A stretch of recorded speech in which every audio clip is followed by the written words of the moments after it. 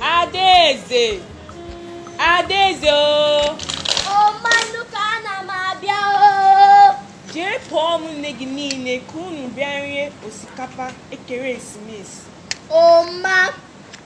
Amaka! Bịanụ ka rie nri Mmanuka siri anyị o!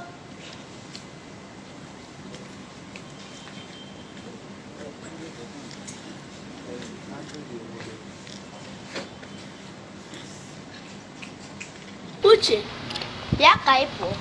Mba, achọrọ m iri nri. Uche, cheta na mma anyị gwara anyị arịna na onye ọzọ sịrị. Amaka, onye bụ onye ọzọ? Mama nnukwu anyị nke mụtara nna m na nna gị ka ọ bụ onye ọzọ?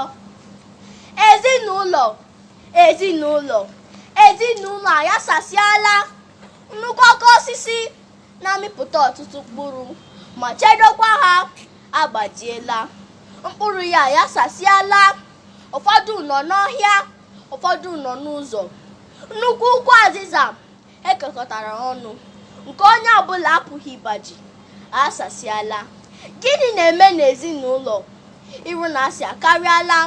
Nwa na-asọzi nne ya asọ, nna na-enyozi ụmụ ya enyo, nwanne na-elezi nwanne ya. Ụmụ mama họzi ụtọ nnukwu nne na nna. Nnukwu obi ụtọ a n'ala. Ọ bụzi ọnwụ na akwamozu na-akpọkọta ezinụlọ ọnụ. Gboo dike, mgbe ihe dike dara ha chọba dike. Nke onye na-eme ya chetakwa na ozu si bụ isi eyika nwanne ana. Ndeewono.